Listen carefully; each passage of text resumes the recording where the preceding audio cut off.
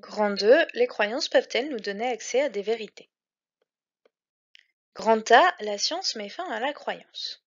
On va voir la théorie d'un philosophe français du XVIIIe siècle qui s'appelle Auguste Comte.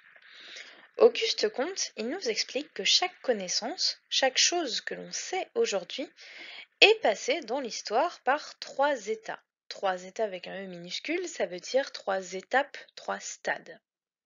Premier état, il l'appelle l'état théologique. L'état théologique, c'est quand les faits et les événements sont expliqués par des facteurs surnaturels liés au divin.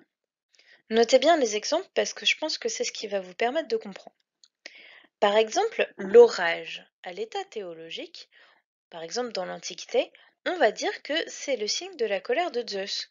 Zeus est très en colère contre les hommes parce qu'ils ont fait telle ou telle bêtise et donc il va déclencher un orage. Ensuite, on passe à l'état métaphysique.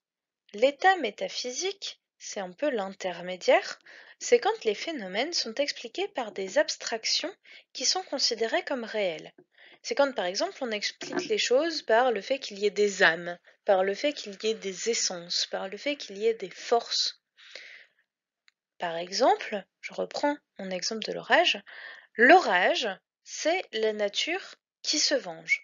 Alors, la nature, elle n'est pas considérée comme un dieu, comme une divinité, mais c'est une entité abstraite.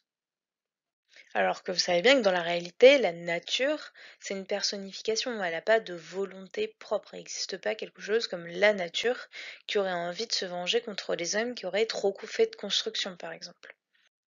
Et enfin, le troisième état, on l'appelle l'état positif, c'est quand on explique tous les phénomènes par la science. Donc aujourd'hui, la plupart de nos connaissances en sont à l'état positif. Par exemple, l'orage, on va plus dire que c'est Zeus qui est en colère ou que c'est la nature qui se venge, on va expliquer par la science, par la météorologie, que c'est la rencontre d'une masse d'air chaude et d'une masse d'air froide qui fait éclater l'orage. Grand B, corriger l'erreur.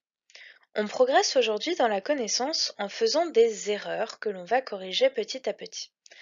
En effet, la science, elle part des choses qu'elle croit vraies, des modèles qui existent déjà, et elle les corrige en fonction des nouvelles observations qu'elle peut faire. Prenons un exemple, l'exemple de l'atome.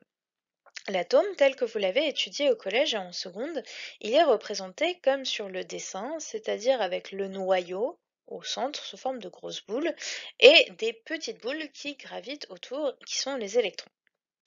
Eh bien, en fait, si vous y réfléchissez, cette représentation de l'atome, elle n'est ni plus ni moins qu'une représentation du système solaire. Vous avez le Soleil au milieu et les planètes qui gravitent autour. C'est comme ça, dans un premier temps, qu'on a imaginé qu'était l'atome, faute de pouvoir l'observer très précisément parce qu'on n'avait pas encore les microscopes assez puissants. Sauf qu'aujourd'hui, on sait que l'atome, ça ne correspond pas exactement à cela, pardon. Ça correspond plutôt à un ensemble de champs électriques qui s'entremêlent. Donc on corrige petit à petit notre représentation de l'atome à partir des nouvelles observations que l'on peut faire grâce aux nouvelles techniques. Grand C, vérité de la raison et vérité du cœur. On revoit Pascal, notre philosophe français du XVIIe siècle, qui va affirmer que la raison n'est pas la seule manière de connaître la vérité. En fait, il y a deux manières de connaître la vérité. La vérité de la raison qu'on a déjà vue, on procède par raisonnement et par logique. Mais pour Pascal, il y a une autre façon de connaître la vérité, c'est la vérité du cœur. Et la vérité du cœur, chez Pascal, ça veut dire la vérité de la foi au sens religieux du terme. Donc pour Pascal, il va vraiment entremêler le raisonnement logique et la religion.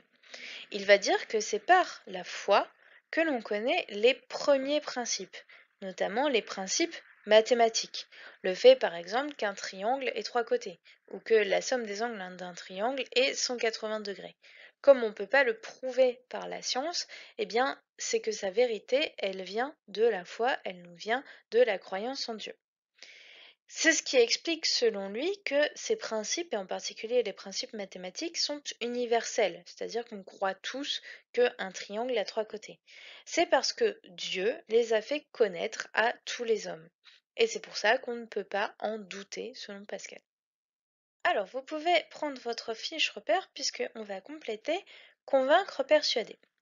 Convaincre, ça va plutôt correspondre aux vérités de la raison, puisque c'est obtenir l'accord sur la base d'un raisonnement argumenté. Quand je veux convaincre quelqu'un, je vais lui apporter des preuves scientifiques, des preuves logiques. Persuader, à l'inverse, ça va être susciter l'émotion de quelqu'un pour qu'il soit d'accord avec nous. Et cela, ça va plutôt correspondre à la vérité du cœur. Si je veux, par exemple, vous convaincre de devenir végétarien, je vais vous dire que l'industrie de la viande et du poisson, ce sont des industries très polluantes qui participent activement au réchauffement climatique. Donc je vais vous avancer un argument raisonnable qui s'appuie sur votre raison et que vous pouvez vérifier par des études scientifiques. Par contre, maintenant, si je veux vous persuader de devenir végétarien, je vais vous dire: Oh, mais pensez au pauvre petit veau qui gambade dans le pré, vous voyez l'égorger et l'assassiner pour le mettre dans votre assiette?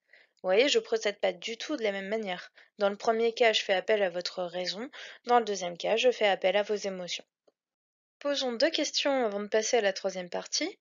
Doit-on alors affirmer que les certitudes que l'on tient de la foi ont la même valeur, voire une valeur supérieure aux vérités scientifiques?